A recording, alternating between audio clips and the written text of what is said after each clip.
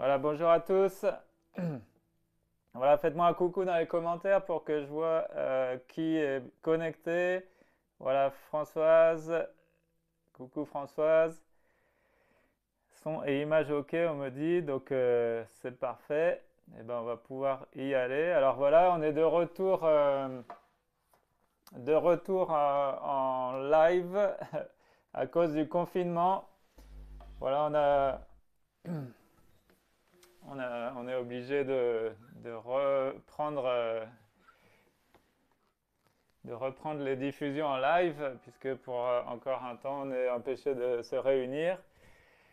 Même si on aurait pu aujourd'hui à la Toussaint, mais on a préféré jouer la carte de la sécurité. Je crois que c'est aussi une question de témoignage à l'égard du voisinage et tout ça, qui pourraient ne pas comprendre pourquoi eux sont confinés et nous, on aurait le droit de se réunir. Voilà, donc c'est aussi une question de sécurité et on peut prier aussi en ce moment pour voilà, les communautés catholiques qui ont été attaquées aussi à cause des attentats et tout ça. Voilà, donc autant de raisons qui font que aujourd'hui on est obligé de se réunir par euh, les voies d'internet. Voilà, bonjour Timothée. Voilà, comment allez-vous? Dites-moi dans les commentaires comment vous allez. Donc pour ceux qui regardent, je vous informe que vous pouvez écrire dans les commentaires. Euh, voilà, pour réagir aussi, n'hésitez pas. Voilà, donc même si on est empêché de se voir physiquement, ben, on n'est pas empêché de vivre la communion et de se, de se connecter les uns les autres, puis surtout d'être à l'écoute de la parole de Dieu. Voilà, Esnar, bonjour à la famille Joseph Auguste. Marie-Hélène, salut Marie-Hélène. Voilà, bonjour à tous. Elodie. Voilà, donc je vous propose de commencer par un chant, et puis ensuite on va partager la parole de Dieu, on va ouvrir la parole de Dieu ensemble, continuer sur cette série de méditations sur le livre de Job. Et bah, je crois que c'est aussi d'actualité, puisque aujourd'hui avec voilà, le Covid, la pandémie et tout ce qui se passe aussi, bah, il y a son lot de souffrances. Et Job, c'est vraiment l'archétype de celui qui souffre et comment réagir. Voilà. Marie-Hélène nous dit je vais bien. Voilà, bisous à Marie-Hélène. Content de t'avoir avec nous ce matin. Voilà, je voudrais prendre avec vous, voilà, Guy aussi. Salut Guy. Et voilà, évidemment, je vois que ceux qui sont affichés, mais je sais qu'il y a les épouses, les maris, les conjoints derrière, il y a les enfants aussi. Donc salut à tous, à Guy et à Francine derrière, je suppose. Voilà, donc je voudrais prendre avec vous ce chant, Mon secours est en toi. Voilà, on a tous besoin de trouver secours, et notre secours, il est en Dieu seul, en Jésus seul. Même s'il peut y avoir des choses qui nous glacent, des choses qui menacent, eh bien, nous, on veut se confier dans celui qui est le Créateur, le Tout-Puissant. Voilà. Bisous papa, oui, bisous ma fille. Alors, avant de commencer, on me demande si j'ai des nouvelles de Jean. Oui, donc Jean, je l'ai mis sur WhatsApp. Donc, il faut lire les infos qu'il y a partagées sur WhatsApp. Pour le groupe de Fécamp, je précise, pour les internautes qui nous rejoignent, bah, vous n'êtes pas concernés par ça. Mais on a un frère qui a été hospitalisé, donc il est sorti d'hôpital, l'opération s'est bien passée, et son fils est venu le chercher pour l'amener chez sa fille, donc il n'est pas dans la région et il n'est pas joignable chez lui. Donc si vous voulez le contacter, il faut contacter sa fille. Voilà pour les nouvelles de Jean. Voilà, on prend ce chant, si la lune menace et le soleil, si la lune me glace et le soleil menace. Voilà, vous avez les paroles dans les commentaires. Merci à Étienne. Donc vous pouvez chanter avec moi ce chant. Si la lune me glace et le soleil menace, Créateur des étoiles, mon secours est en toi. Si mes larmes ruissellent et que mon pas chancelle, Créateur de la terre, mon secours est en toi. Je lève les yeux vers les hauts sommets. Toi seul est mon Dieu. Je proclamerai. Toi seul est ma force. Toi seul me restaure. Mon secours est en toi. Toujours tu me portes, jamais tu ne dors. Mon secours est dans toi. Si la peur m'envahit et mon âme chavire, Créateur de la vie, mon secours est en toi. Je lève les yeux vers les hauts sommets.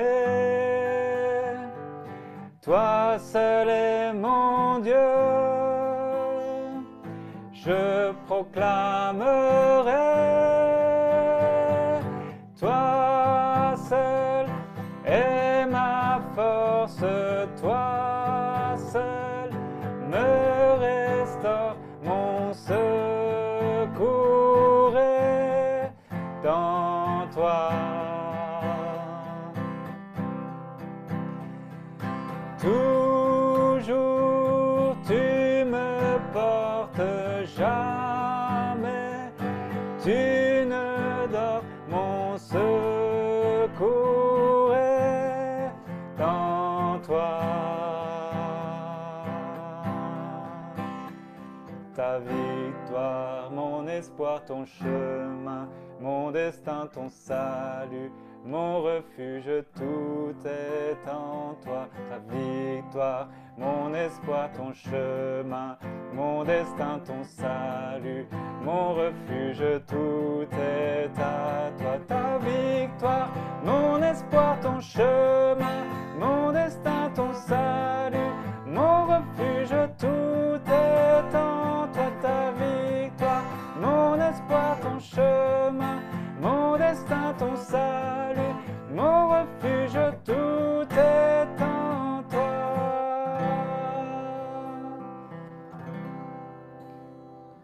Alléluia. Voilà, tout est à toi ou tout est en toi. Voilà, c'est en Dieu qu'on veut se réfugier. Il est notre refuge, il est notre secours. Amen. Voilà, on va prier avant d'ouvrir la parole de Dieu ensemble. Et voilà, je crois que sa parole, elle nous fait toujours du bien parce que c'est une parole de vie que Dieu veut nous communiquer.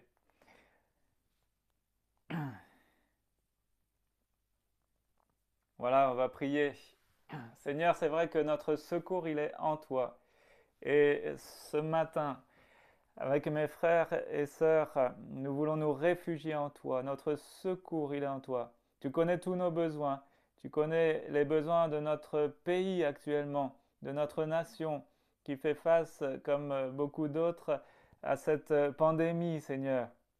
Je te prie aussi pour les conséquences économiques de ce confinement. Voilà, aide-nous. Tu connais aussi les besoins personnels, nos besoins intimes. Tu les connais tous. Là encore, notre secours, il est en toi. Tu connais le besoin de ton Église pour nous sur Fécamp et pour toutes les églises locales. Tu connais vraiment le besoin de tes enfants. Alors oui, nous venons nous réfugier en toi avec cette assurance que tu réponds avec cette liberté de pouvoir nous approcher de toi, ce libre entrée dans le sanctuaire. On peut vraiment s'approcher de toi en toute assurance parce que tu nous aimes. Alors merci pour ce secours qui est en toi. Veuille bénir maintenant le partage de ta parole et dispose nos cœurs pour recevoir, pour voilà, mettre en pratique, vivre ta parole, l'incarner et que voilà, tu m'aides aussi dans ce partage, Père. C'est dans le nom de Jésus que nous te prions. Amen. Amen.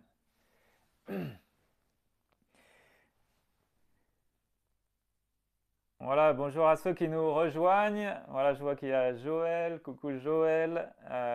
Voilà, donc bonjour à tous et heureux de vous retrouver par ce moyen d'Internet, de Facebook, mais même si on préfère toujours se voir en live, en vrai, mais là, voilà, on est obligé de faire comme ça. En tout cas, heureux de vous retrouver ce matin et d'ouvrir à vous la parole de Dieu. Donc, je vous propose de... Voilà, on a entamé une série de prédications sur le livre de Job. Alors, on a les enregistrements vidéo des premiers épisodes, donc on va les mettre au fur et à mesure aussi là, pendant le mois de confinement. J'espère que ce sera qu'un mois, mais peut-être plus. Donc on les remettra au fur et à mesure. Vous pourrez réécouter les premiers enregistrements qui ont été faits. Voilà, donc je voudrais lire avec vous, on va lire ensemble le chapitre 6 et 7 de Job. Dans ce chapitre, donc on a vu la semaine dernière, on a vu la fois passée, Eliphaz qui s'est adressé à Job. Vous savez que Job, c'est cet homme qui a tout perdu, il passe par une épreuve terrible, il a perdu ses biens, tout ce qu'il possédait, il a perdu ses enfants, donc une épreuve terrible, et puis il va perdre aussi la santé, et il est dans le désarroi le plus complet. Et le livre de Job nous raconte donc son histoire, et c'est un livre qui nous parle de la souffrance, quoi. Et donc, c'est très intéressant de réfléchir sur la souffrance parce que parfois c'est un sujet qu'on ne connaît pas, un sujet mal compris. euh, et on va en parler aujourd'hui, mais on croit toujours que la souffrance, elle est due souvent parce qu'on a fait quelque chose de mal, alors on est comme puni. Mais là, c'est pas du tout ce que la Bible nous enseigne. En tout cas, c'est pas du tout le cas pour Job. Job, la Bible nous dit qu'il était un homme intègre et bon, craignant le mal, craignant Dieu, pardon, et se détournant du mal. Donc, c'est pas à cause du mal, c'est pas à cause du péché que Job est puni et châtié. Non, mais derrière, il y a des enjeux spirituels, derrière, il y a des choses que Dieu permet, qu'on ne comprend pas, on ne saisit pas toujours, mais en tout cas, c'est Dieu qui a permis certaines choses. Et Dieu derrière, évidemment, il a un plan, on va en parler aujourd'hui aussi. Il a un plan, il poursuit quelque chose en faisant cela.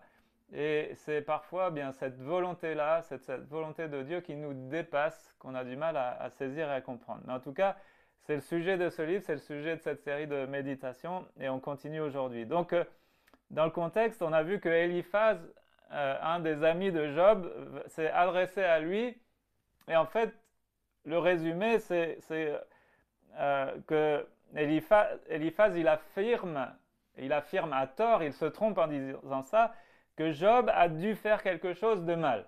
Pour qu'il lui arrive tout ça, c'est obligé, il a dû faire quelque chose de mal. Et donc ça, on l'a vu la semaine dernière. Aujourd'hui, on va voir la réponse de Job.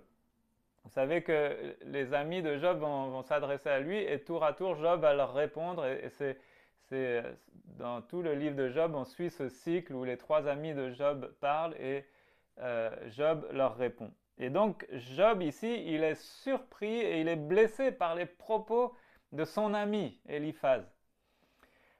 Pourquoi? Parce que Eliphaz donc affirme ça, il affirme, et il se trompe en disant ça, mais il affirme que Job a dû faire quelque chose de mal.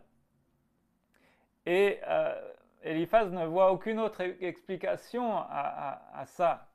Il voit aucune autre explication possible aux souffrances de Job. Si Job souffre, c'est certainement parce qu'il a fait quelque chose de mal. Voilà, ça c'est la conclusion d'Eliphaz. Et Job, évidemment, ça le blesse parce que lui, bah, il y est pour rien dans l'affaire et Dieu lui-même en rend témoignage. Nous, on le sait, ça. Mais Job, lui, voilà, il ne sait pas que derrière tout ça, il y a Dieu qui est en train de faire quelque chose. Il ne sait pas tout ce qui s'est manigancé dans le ciel. Vous vous souvenez, ce dialogue entre Dieu et puis le diable et tout ça. Puis Dieu qui va permettre au diable d'attaquer, de nuire à Job dans une certaine limite. Il ne doit pas toucher à sa vie. Mais tout cela, voilà, c'est permis par Dieu. Il y a le diable qui fait son œuvre derrière tout ça. Donc c'est des choses que Job, lui, il comprend rien à tout cela, il ne voit pas tout cela. Mais il sait une chose, c'est que il a toujours révéré Dieu et il s'est évertué à avoir une vie droite devant Dieu. Il croyait en la grâce de Dieu, on l'a vu, il offrait même des sacrifices pour le péché de ses propres enfants, au cas où il s'était détourné de lui, enfin de Dieu. Et donc, il croyait en Dieu, il croyait à la grâce de Dieu, il croyait au sacrifice pour la rémission des péchés, enfin voilà, tout ça. Et Job, il sait que son cœur ne le reprend pas par rapport à ça, par rapport à un péché quelconque. Ça ne veut pas dire qu'il n'est pas pécheur, mais il se pose la question pourquoi il lui arrive toutes ces choses, et il est blessé quand Eliphaz affirme que c'est à cause de son péché, et il n'y a pas d'autre explication possible. Job, lui, il pense qu'il a déjà suffisamment souffert. Vous vous rendez compte?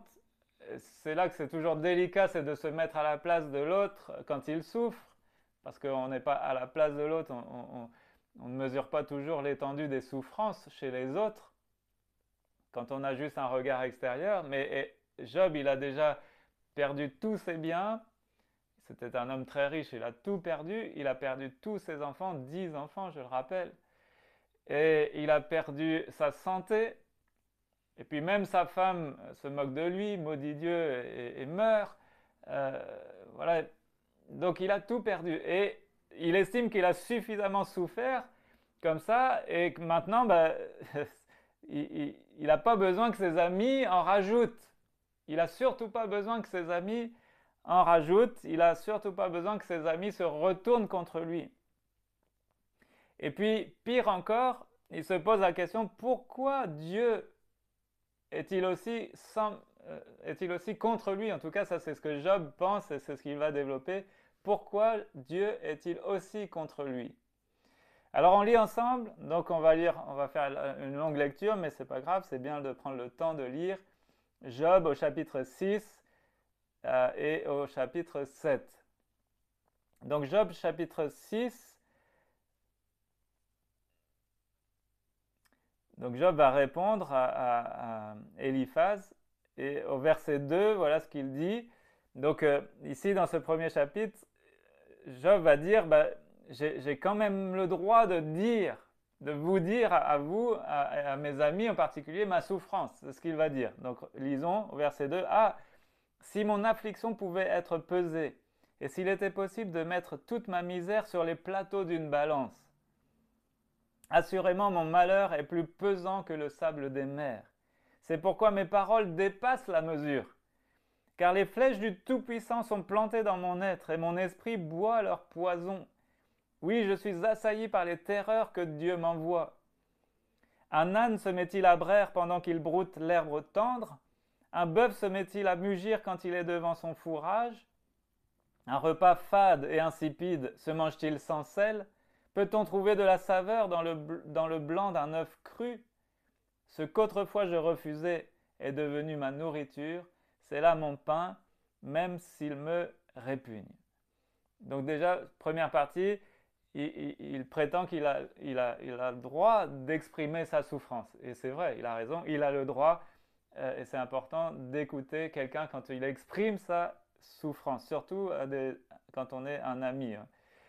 Ensuite, à partir du verset 8, il va à nouveau demander à Dieu de lui ôter la vie. Alors juste une petite précision, il n'est pas suicidaire, c'est-à-dire qu'il ne veut pas s'ôter la vie à lui-même, il sait que c'est sacré la vie, puisqu'il révère Dieu, mais il demande à Dieu, il soupire à en finir, il demande à Dieu de lui reprendre cette vie. Ah, qui fera aboutir ma requête? Que Dieu m'accorde ce que j'espère, que Dieu consente à m'écraser, qu'il laisse aller sa main et me détruise. J'aurais du moins un réconfort et je tressaillirais de joie au sein de tourments implacables, car je n'aurais trahi aucun des ordres du Dieu saint. Pourquoi espérerais-je quand je n'ai plus de force? À quoi bon vivre encore vu la fin qui m'attend? Du roc ai-je la résistance? Mon corps est-il de bronze? Épuiserai-je encore en moi des ressources pour m'en sortir? Toute aide m'est ôtée. Voilà, donc on voit l'aspiration ici, il en a marre, il n'en peut plus et il voudrait que Dieu lui reprenne la vie. Ensuite, au verset 14, il va dire que ses amis le déçoivent énormément. L'homme désespéré a droit à de la compassion de la part d'un ami, oui, même s'il cessait de révérer le Tout-Puissant. Mes amis m'ont trahi comme un torrent, comme un de ces cours d'eau dont le lit est à sec. Lorsque la glace fond et que les neiges s'engloutissent en eux, ils charrient des eaux troubles. Mais à la saison sèche, leurs cours tarissent. Quand viennent les chaleurs, ils s'éteignent sur place. Pour eux, les caravanes dévient de leur chemin. Elles font s'enfoncer loin dans les solitudes et elles y périssent. Les caravanes de Théma les cherchent du regard, les convois de Saba comptent sur eux, mais ils sont pleins de honte d'avoir mis leur espoir en eux. Arrivés jusqu'à eux, ils étaient tout penauds. C'est là ce que vous êtes pour moi en ce moment. En voyant mon malheur, vous êtes pris de peur. Et pourquoi donc? Vous ai-je dit, donnez-moi de vos biens et de votre fortune, payez une rançon, pour me faire échapper aux mains de l'adversaire et pour me délivrer du pouvoir des tyrans?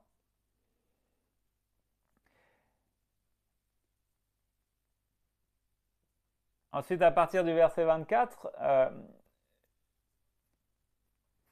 voilà, Job va poser cette question à ses amis. Dites-moi clairement ce que j'ai fait de mal, parce qu'ils l'accusent, ils lui disent qu'il a péché, mais il leur demande de dire clairement ce que j'ai fait de mal, ce qu'il a fait de mal.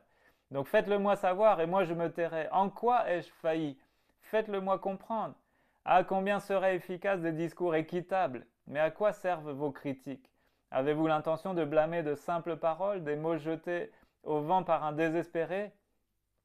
Sur un orphelin même, vous iriez vous ruer et feriez bon marché de votre ami intime. Mais veuillez cependant me regarder en face. Vous mentirai-je effrontément?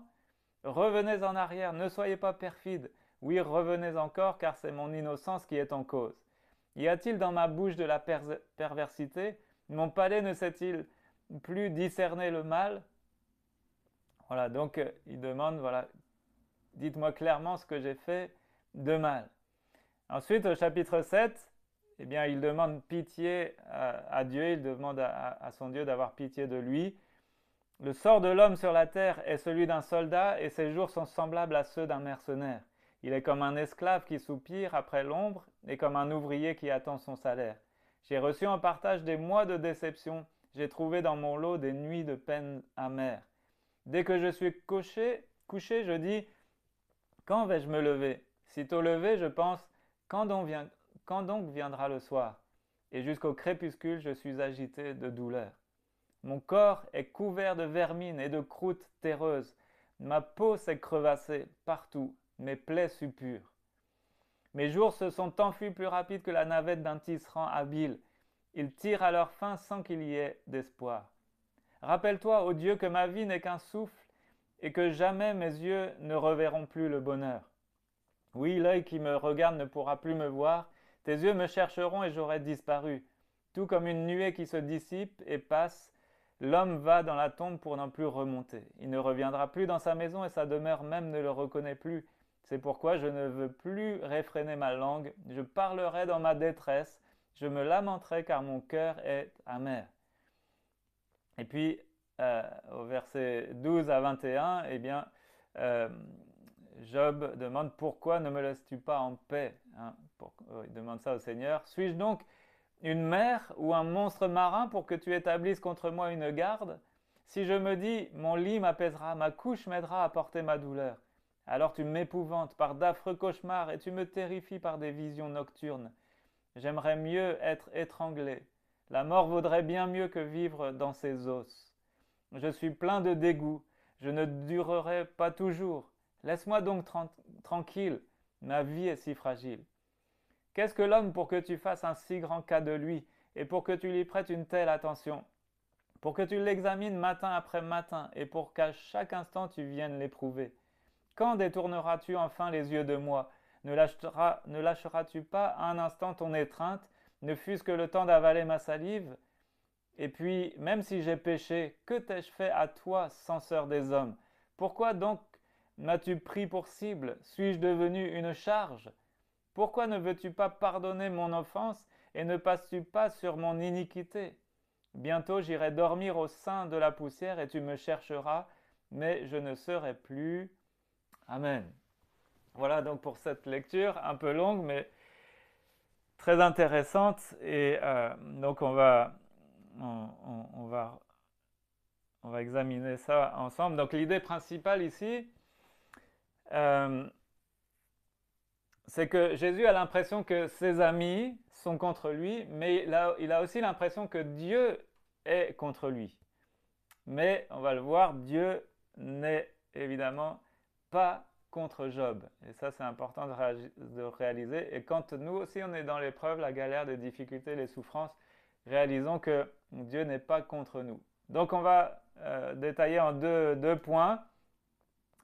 Le premier point, c'est voilà, il va s'adresser à ses amis en premier et leur demander pourquoi vous m'agressez, ou plus particulièrement à Eliphaz, mon ami, pourquoi m'agresses-tu? Et puis à Dieu ensuite, mon Dieu, pourquoi m'agresses-tu?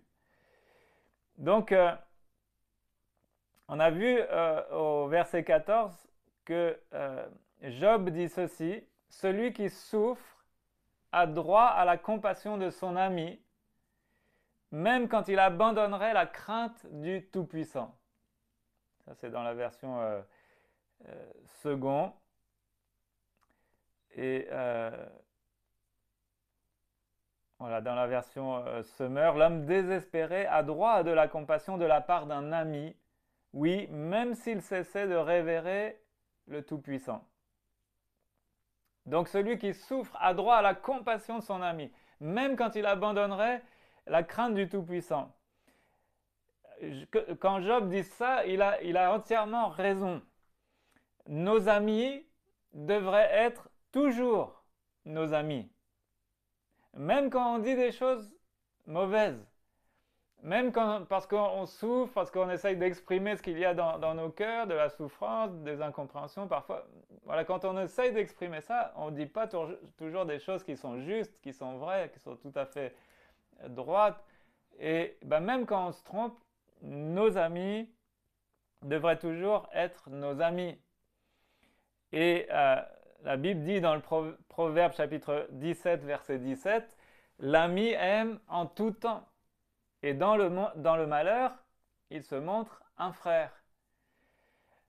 Donc en tout temps, dans le malheur, il va se montrer un frère. Donc quand on passe par le malheur, un ami ne devrait pas se retourner contre nous en nous disant « Mais de toute façon, si t'arrive tout ça, c'est parce que tu as péché. » C'est obligé, il y a un péché caché, il y a un péché que tu n'as pas confessé, il y a quelque chose. Non, c'est pas juste de dire ça. Peut-être ça peut être le cas, mais ce n'est pas toujours le cas. Dans la vie du chrétien, il y a beaucoup de souffrances et qui ne sont pas toujours dues au péché. On va d'ailleurs en parler à la fin.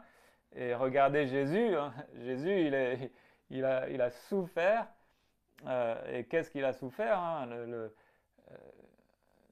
la croix, mais avant d'arriver à la croix, il a souffert l'injustice, l'ignominie, les injures, les crachats, les fausses accusations, les calomnies. Jésus a souffert tout ça. Et lui, il n'a jamais commis de péché. Donc faisons attention, faisons vraiment attention si on veut être l'ami de quelqu'un qui souffre. Si nous sommes amis avec quelqu'un qui souffre, eh bien, faisons attention de demeurer des amis en étant toujours là, même s'il abandonne la crainte du Tout-Puissant, même s'il dit des choses qui sont tordues, qui sont fausses, si on est des vrais amis, on va continuer à être là. L'ami aime en tout temps. Dans le malheur, il se montre un frère. Donc nos amis devraient être là pour nous aider et pour nous soutenir et non pas pour nous juger et nous condamner. Ils ne sont pas là pour nous agresser. Donc je pense que vous êtes d'accord. Quand nous on souffre, on n'a pas envie que quelqu'un vienne nous juger, nous agresser, nous blesser encore plus, nous enfoncer encore plus. Non, on a besoin que quelqu'un nous soutienne. Et donc nous, quand on est de l'autre côté, quand on est l'ami de quelqu'un qui souffre, eh bien, faisons aussi attention à ne pas tomber dans ces travers. Job va être très déçu par Eliphaz. Et en fait, comme tout le monde, il compte sur ses amis pour apporter un peu de réconfort, voilà, du courage, des paroles d'encouragement, de réconfort. Mais au lieu de ça, toutes les paroles d'Eliphaz ne font que le faire souffrir encore plus. Ça ajoute encore plus à sa douleur, ça met de l'huile sur le feu. Donc ça fait souffrir terriblement Job d'entendre Eliphaz. Et pour décrire un peu sa souffrance, hein, c'est très intéressant quand on voit la profondeur de ce qu'exprime Job, la profondeur de ses souffrances, les termes employés, hein, c'est vraiment très très fort. Pour décrire sa souffrance, il dit qu'il est comme un homme dans le désert, un homme qui a soif dans le désert. Et en fait, de loin, c'est comme s'il aperçoit une source d'eau, mais en s'approchant, vous imaginez, vous êtes dans le désert, vous mourrez de soif, vous avez chaud, vous êtes déshydraté, et vous apercevez au loin une source d'eau. Mais dès que vous approchez, eh bien, vous vous rendez compte que l'endroit est à sec. Donc, quelle est la réaction? C'est tellement décevant. C'est encore plus décevant parce que vous avez eu un espoir et vous arrivez et c'est sec. Eh bien, Job décrit ça au sujet de ses amis. Mes frères sont perfides au verset 15. Job 6, verset 15. Mes frères sont perfides comme un torrent, comme le lit des torrents qui disparaissent. Les glaçons en trouble court, la neige s'y précipite, mais viennent les chaleurs et ils tarissent les feux du soleil et leur lit demeure à sec. Les caravanes se détournent de leur chemin, s'enfoncent dans le désert et périssent. Les caravanes de Théma fixent le regard, les voyageurs de Séba sont pleins d'espoir. Donc vous imaginez les voyageurs dans le désert, ils voient une source, ils sont pleins d'espoir. Ils sont honteux d'avoir eu confiance. Ils restent confondus quand ils arrivent. Ainsi vous êtes comme si vous n'existiez pas. Vous voyez mon angoisse et vous en avez horreur. Vous voyez, donc Job, il a des amis qui l'entourent, qui sont venus l'entourer, donc il espère avoir du soutien, du réconfort. Il espère qu'ils vont être comme une source d'eau pour le raviver, le ranimer, l'encourager, le fortifier, le vivifier. Mais en fait, c'est tout le contraire qui se passe et vous imaginez la déception. Et donc Job, c'est comme, il a soif d'être soutenu, il a soif d'être encouragé, il a soif de se sortir de cet écueil, de cette terrible épreuve. Et il espérait trouver dans ses amis du soutien, du réconfort, mais il est déçu. Donc, on a besoin de prier pour que nous-mêmes, nous puissions être de bons amis et non pas des consolateurs fâcheux comme sont appelés les amis de Job, mais on a besoin d'être des bons amis pour celui qui souffre. Si on a besoin de prier pour ça. Si on connaît quelqu'un qui souffre autour de nous, quelle que soit la raison, le deuil, la santé, divorce, chômage, etc., toutes sortes de difficultés qu'on peut traverser dans la vie, eh bien, on a besoin vraiment que Dieu nous inspire. On a besoin de prier pour que nous soyons vraiment de bons amis. Des bons amis pour celui qui souffre. Et ça, c'est pas toujours facile. Hein. Donc, on a besoin de demander à Dieu qu'il nous remplisse de son amour. Si on est rempli d'amour, on va avoir une meilleure attitude. On va être rempli de compassion. On souffre avec celui qui souffre. On a l'impression, quand je partageais la semaine dernière Eliphaz, ce qu'il dit, il y a un manque d'amour. Il ne se met pas à la place de Job en réalisant tout ce qu'il a traversé, tout ce qu'il a perdu, tout ce qu'il a souffert. Et lui, il en rajoute. Mais si t'arrive ça, c'est que tu as quelque chose à te reprocher devant Dieu. Alors, si on demande à Dieu de nous remplir de son amour, ben on va avoir une meilleure attitude. On va pas décevoir nos amis. Et puis, l'amour qu'on va leur témoigner va les aider à surmonter leur douleur. C'est pareil pour si c'est nous qui sommes dans la position de souffrir, bah, si on a quelqu'un qui nous aime vraiment, si on a un ami qui est là en tout temps, en toutes circonstances, même quand, voilà, quand on souffre, même quand on dit des choses sur Dieu qui sont peut-être pas tout à fait justes, notre ami, il est toujours là, il est fidèle, il ne nous juge pas, il ne nous condamne pas, simplement il nous écoute et il nous soutient. Et bien ça nous aide, ça va nous aider à surmonter la douleur. Voilà, donc demandons à Dieu, prions Dieu déjà dans ce sens pour que nous soyons vraiment des amis. Et je crois que bon, bah, la situation actuelle, certainement qu'autour de nous, on va encore avoir beaucoup de personnes qui vont souffrir.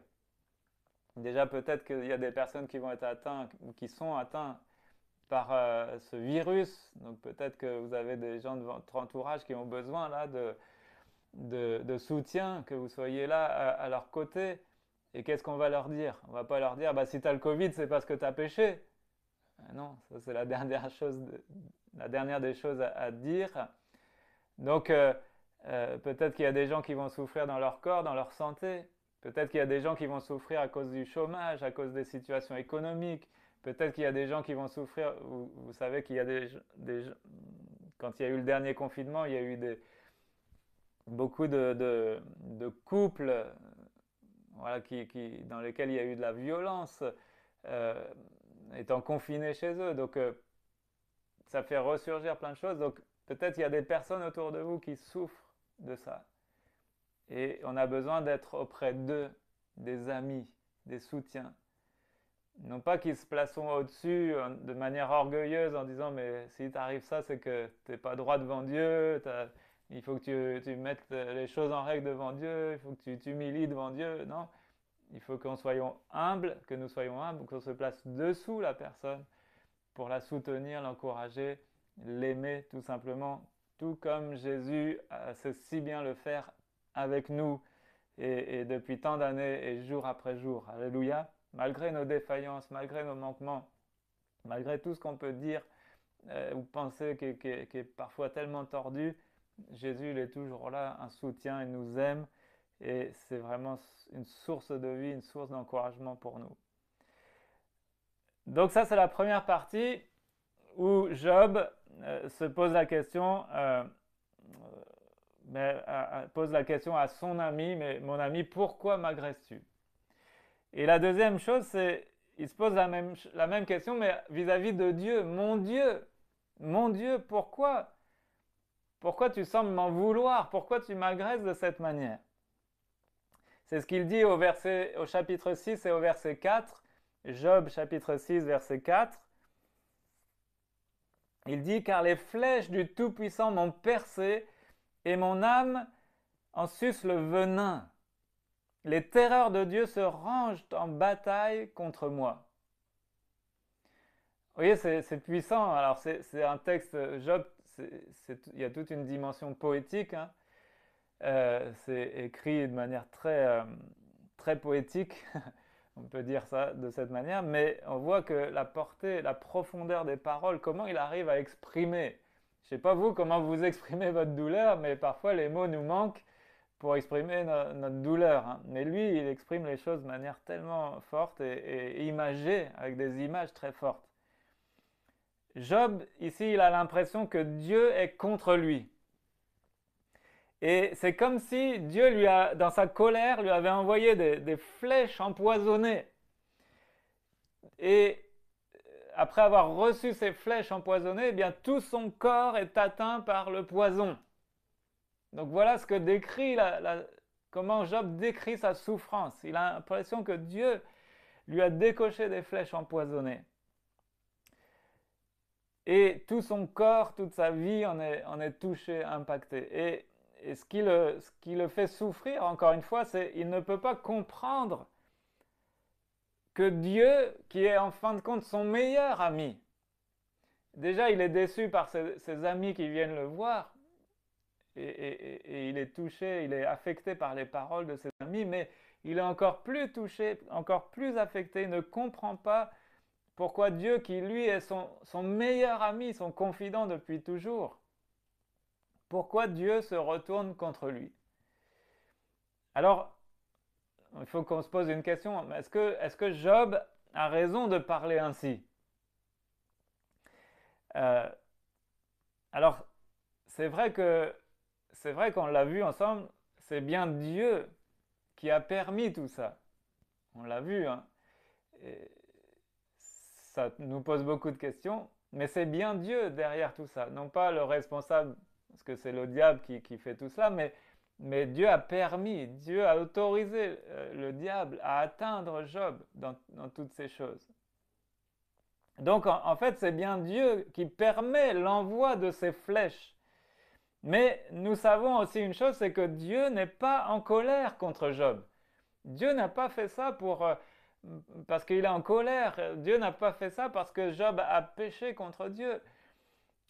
Donc, c'est là que c'est normal, c'est que Job ne comprend pas, Job comprend mal les flèches de Dieu.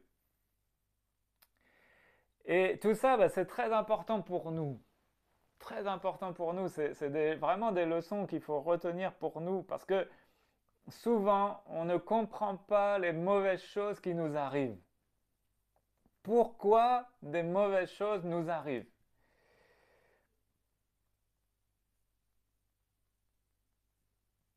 C'est un sujet délicat souvent. La plupart du temps, ça ne veut pas dire que Dieu est contre nous. Hein? Est-ce qu'on comprend bien ça? Si vous souffrez, je ne sais pas de quoi vous pouvez souffrir, il y a tellement de choses pour lesquelles on peut souffrir. Mais si vous regardez cette vidéo, que ce soit en direct ou si quelques-uns vont regarder en différé, mais si vous souffrez, ça ne veut pas dire que Dieu soit contre vous, contre nous. Peut-être qu'on a l'impression que Dieu est loin, mais la réalité, c'est que ce n'est pas le cas. Dieu n'est ni loin et Dieu n'est pas contre nous. La vérité, c'est que Dieu, il a promis d'être avec nous, d'être avec son peuple, lorsque nous passons par l'épreuve.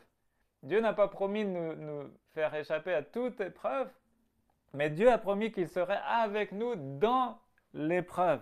Hein, vous connaissez le psaume 23, le psaume du berger. Quand bien même je traverserai l'ombre de la vallée de la mort, tu es avec moi.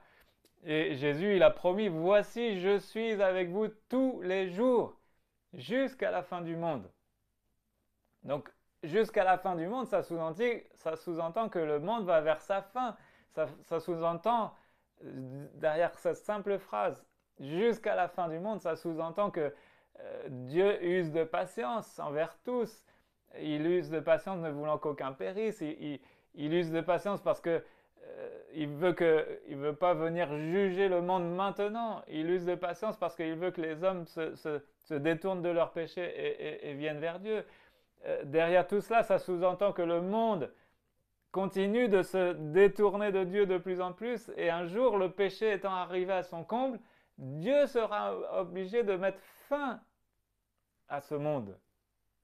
Mais en attendant tout cela, et durant tout cela, Jésus nous promet, je suis avec vous tous les jours jusqu'à la fin de ce monde qui périt, de ce monde souillé par le péché, de ce monde en rébellion contre Dieu, de ce monde qui souffre les douleurs de l'enfantement, parce qu'on attend le retour de Jésus.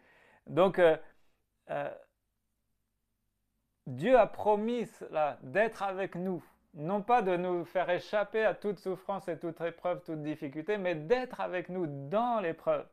Donc c'est important de retenir les promesses de Dieu pour son peuple. Dans Ésaïe chapitre 43, versets 1 et 2, Ésaïe 43, versets 1 et 2, il est dit, « Ainsi parle maintenant l'Éternel qui t'a créé, ô Jacob, celui qui t'a formé, ô Israël. » Donc Dieu s'adresse ici à son peuple. Et nous, aujourd'hui, c'est l'Église. Nous sommes ses enfants, nous sommes son peuple. Donc, ainsi parle maintenant l'Éternel, « Ne crains rien, car je te rachète. Je t'appelle par ton nom. Tu es à moi. » Et regardez la promesse.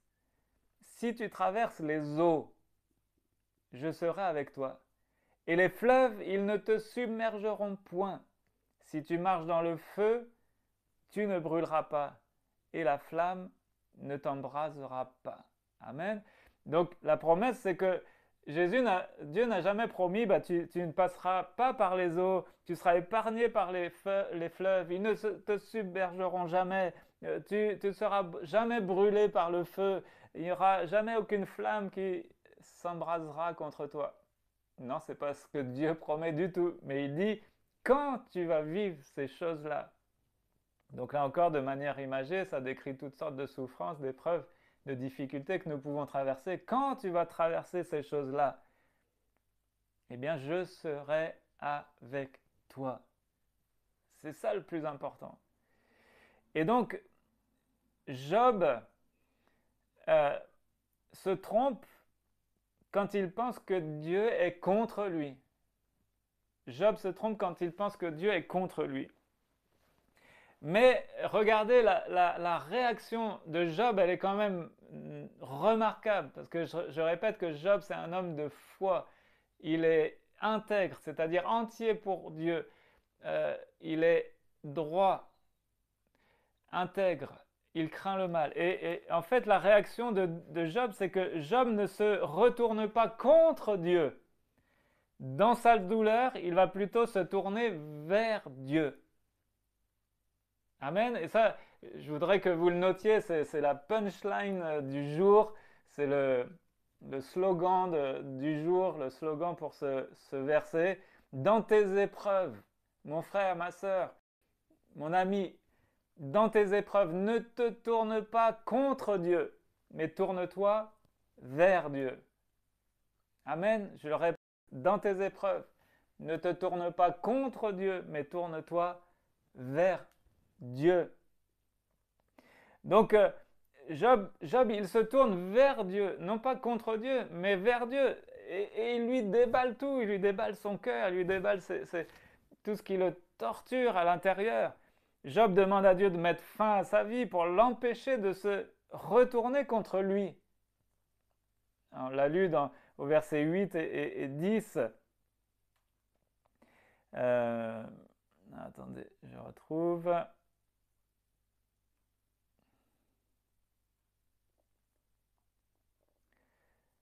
Voilà, Job au chapitre 6, au verset 8 à 10, il dit que Dieu m'accorde ce que j'espère, que Dieu consente à m'écraser, qu'il laisse aller sa main et me détruise. J'aurai du moins un réconfort et je tressaillerai de joie au sein des tourments implacables, car je n'aurai trahi aucun des ordres du Dieu saint. En fait, Job, il est en train de demander à Dieu de le reprendre maintenant, parce qu'il craint que si l'épreuve continue, eh bien, il se retourne contre Dieu. Il craint d'être tellement dans la douleur qu'il va commencer à en vouloir à Dieu. Et donc, Job ne veut tellement pas ça qu'il dit, mais Seigneur, reprends-moi avant que je me détourne de toi. Il a peur de se détourner de Dieu à cause de son épreuve. Vous voyez? Donc, on voit aussi l'attachement de Job. Et on voit aussi les raisons profondes. Voilà, il préfère que Dieu le reprenne maintenant plutôt qu'il lui donne que son épreuve perdure encore et qu'il s'éloigne de Dieu. Donc, on voit que Job ne se tourne pas contre Dieu, mais vers Dieu. Job dit à Dieu à quel point il souffre, à quel point il ne trouve pas de répit dans sa douleur. Job demande à Dieu de le laisser tranquille, mais voilà, il s'adresse à Dieu. Il se tourne vers Dieu. Il n'a pas tourné le dos à Dieu. Et il n'est pas en train de maugréer contre Dieu, de condamner Dieu, de juger Dieu, entre guillemets. de le rejeter. Non, il se tourne vers lui, mais il lui fait connaître toutes ses souffrances, son amertume, euh, sa douleur. Et il demande à Dieu de le laisser tranquille, d'apaiser, d'abréger ses souffrances. Il pose la question, pourquoi Dieu se préoccupe-t-il tant de moi? Pourquoi suis-je autant l'objet de son intention? Au verset 17 et 20, on l'a lu, viennent les chaleurs... non, au chapitre 7...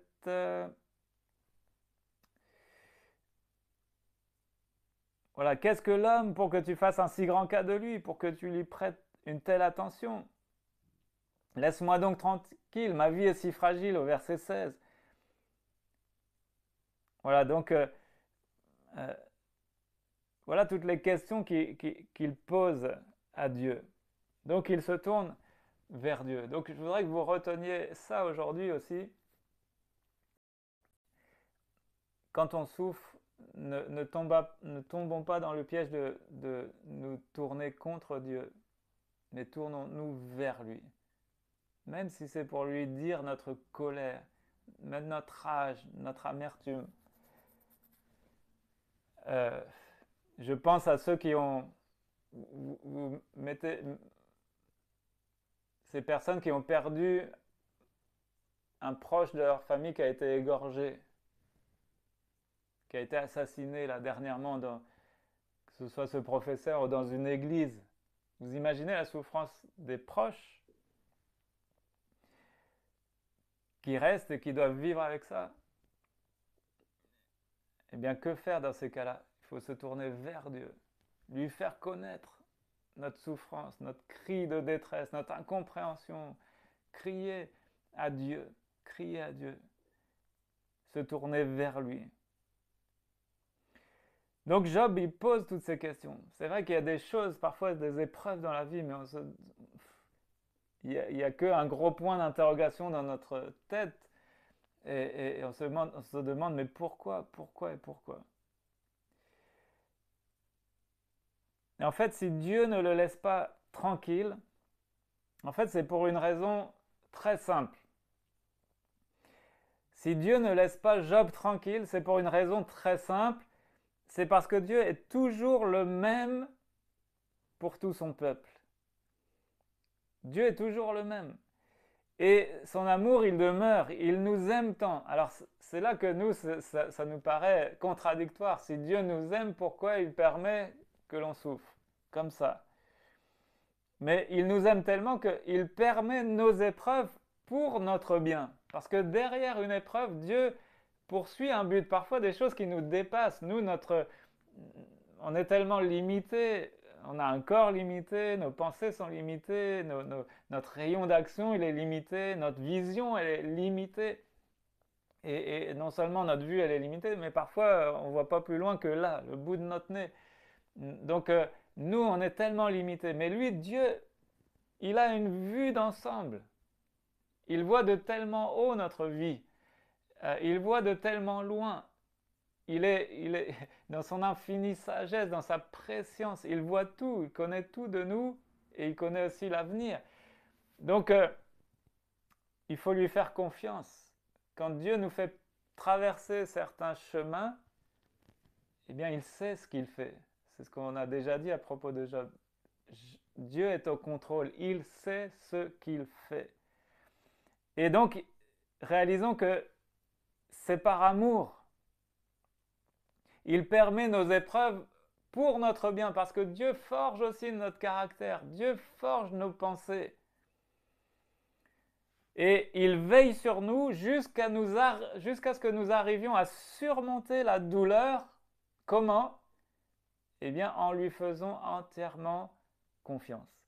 En fait, Dieu, c'est ça qu'il poursuit. C'est ça qu'il va travailler encore plus en Job. Vous vous souvenez, le défi lancé par le diable à Dieu, c'était, mais retire-lui tout ce qu'il a, et il te maudit en face. En fait, le diable, il avait lancé un défi à Dieu en disant, mais s'il t'aime, s'il te suit, s'il a foi en toi, c'est parce que tu le bénis. Il ne te suit que par intérêt. Donc, euh, maintenant, il faut que Job démontre le contraire. Si je te retire tout, tes biens, ta famille, ta santé, est-ce que tu continues à m'aimer, à me révérer, à me suivre? Et Job va, va remporter brillamment cette épreuve. Mais on voit que Dieu, il veut travailler cela encore plus en profondeur en Job. Il veut que Job lui fasse confiance. Alors c'est facile de dire bah, j'ai confiance, j'ai foi en Dieu quand tout va bien, quand on est béni, quand on a un toit, une maison, une famille, des proches, des amis, un salaire, etc., etc. Mais est-ce qu'on peut imaginer que Dieu nous retire tout? Et là, où serait notre confiance en Dieu? Où serait notre foi?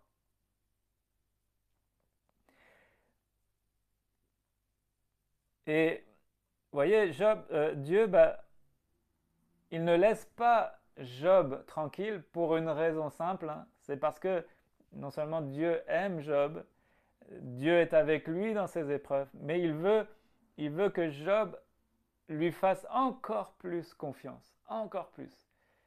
Job, je ne sais pas depuis combien de temps il marche avec Dieu, mais il veut que Job lui fasse encore plus confiance. Entièrement confiance. La foi, c'est une confiance qui est absolue. C'est ça la foi, une confiance absolue. Donc non seulement il veut que Job arrive à surmonter la douleur en lui faisant entièrement confiance, mais aussi en lui disant notre reconnaissance pour ce qu'il fait dans nos vies. Vous vous souvenez, Job, il a été reconnaissant aussi. L'Éternel a donné, l'Éternel a repris, que le nom de l'Éternel soit béni. Jérémie chapitre 29 verset 11 dit ceci: car je connais les projets que j'ai formés sur vous, dit l'Éternel, projets de paix et non de malheur, afin de vous donner un avenir et de l'espérance. Donc vous voyez, Dieu, il a formé des projets sur nos vies. Et ce ne sont pas des projets pour nous faire souffrir, pour nous accabler, pour nous écraser. Ce sont des projets de paix et il veut nous donner, il est en train de forger pour nous un avenir et de l'espérance. Mais parfois, nous, encore une fois, on est limité, on ne voit pas que Dieu il est en train de nous préparer tout cela pour un avenir éternel. Afin de vous... Si on ajoute le mot éternel, ça change la donne. Des projets de paix éternelle. Je connais les projets que j'ai formés pour vous, dit l'Éternel. Projets de paix éternelle et non de malheur, afin de vous donner un avenir éternel et de l'espérance. Donc Dieu, c'est ce qu'il poursuit, c'est ça, c'est que c'est notre avenir éternel. Et pour que nous soyons assurés d'avoir la vie éternelle, qu'est-ce qu'il veut fonder, qu'est-ce qu'il veut ancrer en nous, qu'est-ce qu'il veut solidifier, qu'est-ce qu'il veut cimenter en nous? Il veut ancrer, affermir, enraciner la foi, notre confiance en lui. Et donc, notre confiance doit être là quand tout va bien, mais aussi.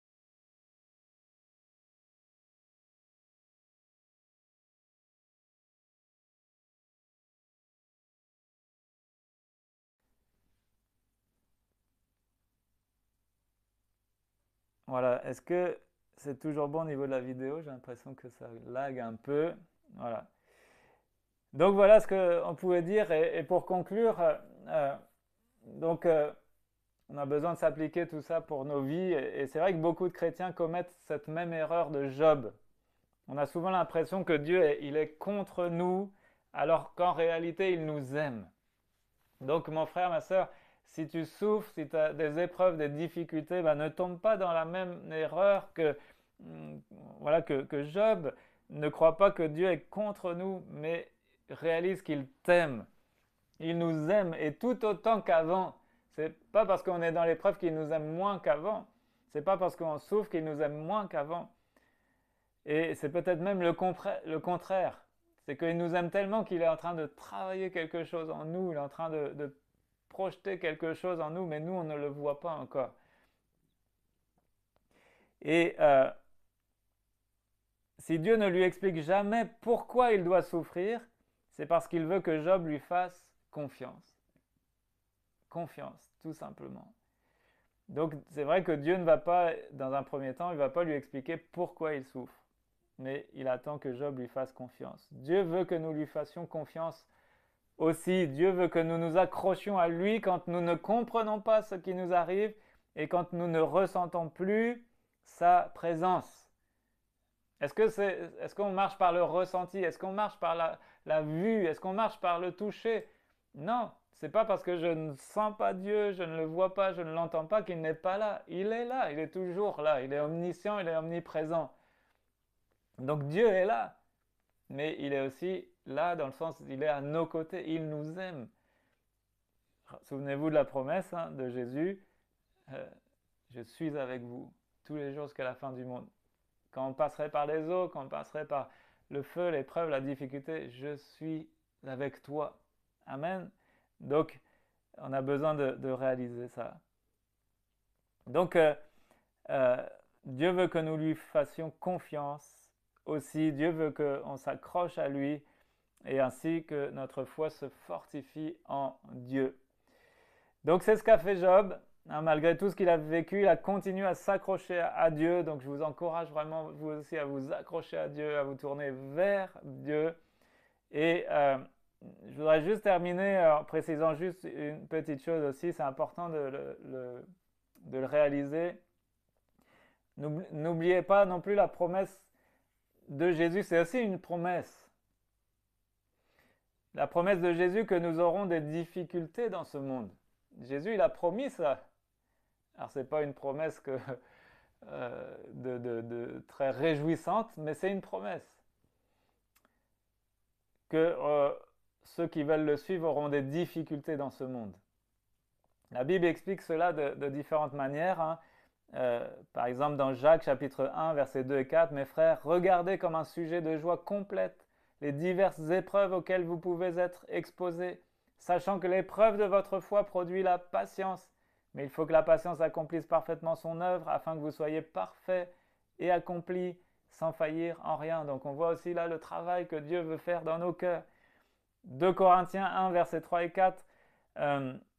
Béni soit Dieu, le Père de notre Seigneur Jésus-Christ, le Père des miséricordes et le Dieu de toute consolation, qui nous console dans toutes nos afflictions, afin que par la consolation dont nous sommes l'objet de la part de Dieu, nous puissions consoler ceux qui se trouvent dans l'affliction. Donc, si on passe par des épreuves, des difficultés, nous, on a Dieu dans notre vie et ça va nous servir pour consoler ceux qui passent par les mêmes choses, mais peut-être qui n'ont pas Dieu dans leur vie. En tout cas, ça va nous amener à les comprendre, à être remplis de compassion pour eux. Donc, il nous console dans toutes nos afflictions. Jésus n'a jamais promis qu'on n'aurait jamais d'affliction, mais il nous dit, je vous console dans toutes vos afflictions. Alléluia. Et un verset pour terminer, Hébreux 12, versets 7 et 11. Supportez le châtiment. C'est comme des fils que Dieu vous traite, car quel est le fils qu'un père ne châtie pas? Donc le châtiment, c'est aussi la correction, parce que nous, le châtiment, ça a une connotation un peu négative, mais c'est la correction dans le sens que une bonne correction, c'est-à-dire corriger pour devenir meilleur. Mais si vous êtes exempt du châtiment auquel tous ont part, vous êtes donc des enfants illégitimes et non des fils. D'ailleurs, puisque nos pères selon la chair nous ont châtiés et que nous les avons respectés, ne devons-nous pas à bien plus forte raison nous soumettre au Père des esprits pour avoir la vie?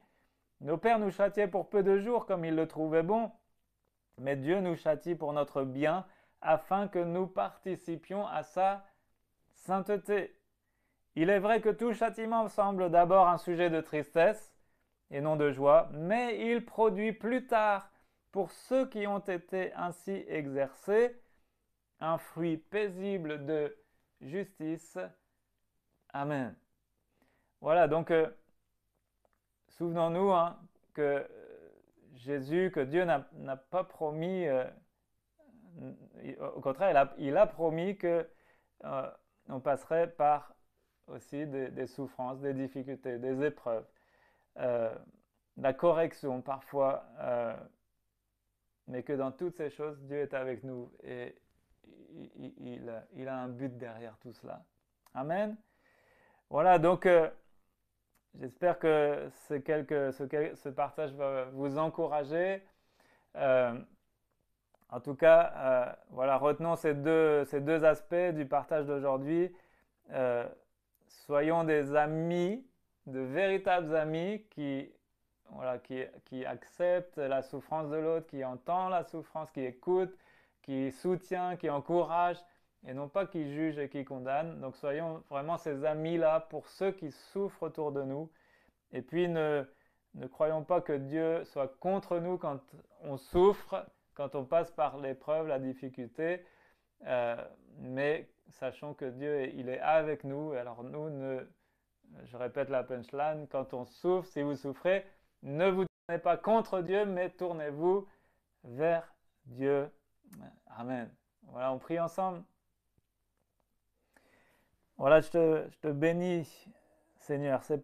Ta parole, elle m'encourage toujours et j'espère qu'elle aura encouragé aussi tous les bien-aimés qui sont à l'écoute de ce message.